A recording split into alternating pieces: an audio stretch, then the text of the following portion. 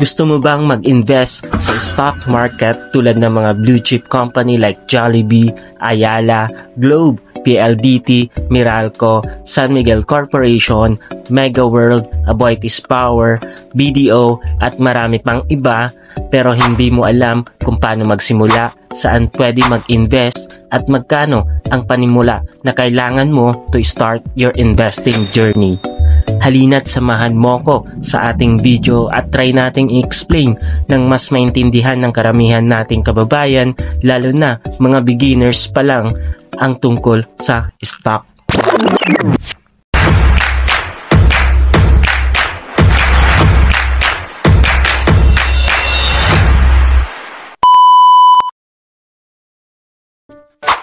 Hello guys! Welcome back sa ating channel. Kung bago ka pa lang sa ating channel, ang channel natin ay gumagawa ng mga tips, tutorials, YT updates, and other useful things na pwede nating mapakinabangan.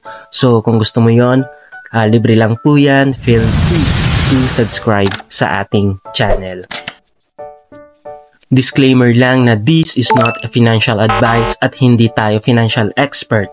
And this is not sponsored and not promoting any of the stocks and the brokers na mababanggit natin dito sa video na to.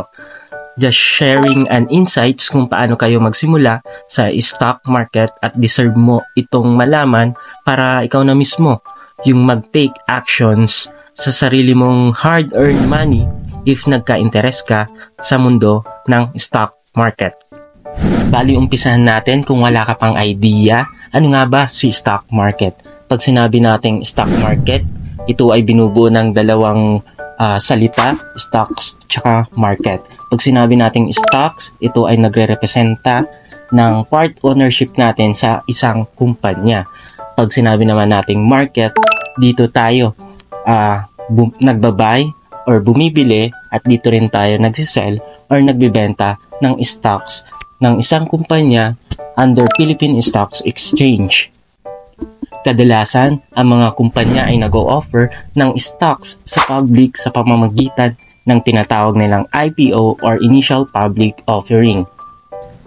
Ang pinaka-purpose nitong IPO ay to raise fund or capital for business growth or expansions.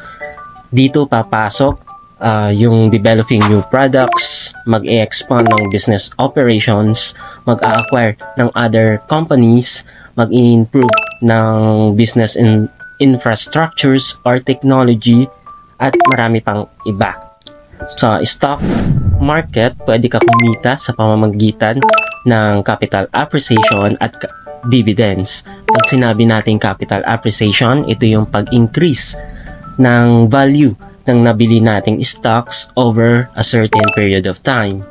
Pag sinabi naman nating dividends, ito yung binibigay ng isang kumpanya sa kanyang mga shareholders bilang kabayaran o kapalit sa pag-i-invest sa kanilang kumpanya. Bukod pa ito sa capital appreciation.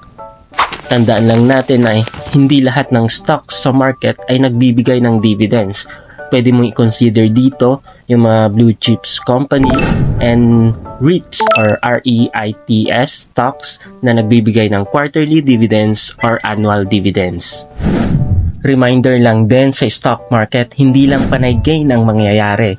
May tinatawag din tayong risk sa stock market. Pag sinabi nating risk, ito yung potential para sa isang investor to lose money sa pamamagitan ng pagbaba ng value ng nabiling stocks with various factors tulad ng nakadepende ito sa market conditions, company-specific events, economic changes, at iba pa.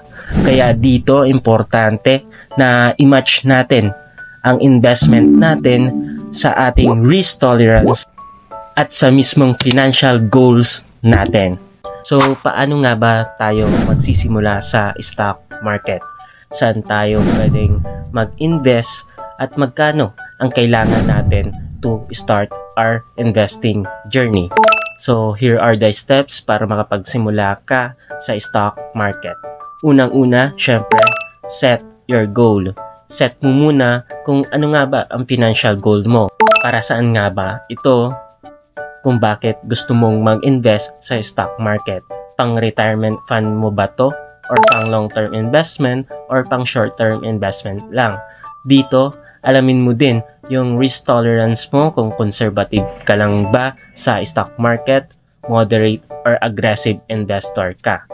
Pangalawa, para makapag-start ka sa Philippine stock market, need mo ng licensed stock broker or trading platform para makabili at makabenta ka ng stocks sa PSE or Philippine Stocks Exchange. Bali, ito yung nag-a-act as intermediaries between you as an investor at sa PSE or Philippine Stocks Exchange. Saan nga ba pwedeng malaman ang mga legit or licensed stock broker na mga ito?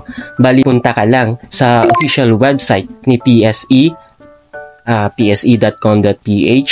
Pag asa site ka na, click mo lang si trading, then click online brokers. So dito, madami kayong pagpipilian. Meron ditong 37 listed online brokers, kung hindi ako nagkakamali sa bilang ko. Pero yung common na ginagamit ng karamihan ay tulad ng Call Financial, First Metrosec, BDO Nomura, BPI Trade, Dragonfly, 2Trade Asia, AB Securities, PhilStocks, RCBC Securities, at marami pang iba. Kung may e-wallet naman kayo tulad ng GCash at Maya, may partner brokers na din sila. Sa GCash, punta ka lang sa GNBest section at click mo lang si G Stocks at makikita mo dyan si AB Securities. Sa Maya naman, may tatlo na pwede mong pagpilian.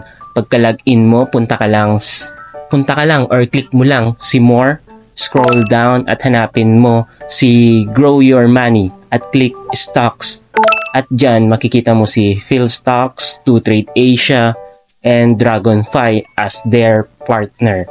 So, step 3, kung nakapili ka na kung saang broker ka, mag-sign up ka lang dyan, answer all questions na nire-require ni broker, then verify your account by means of submitting your valid ID.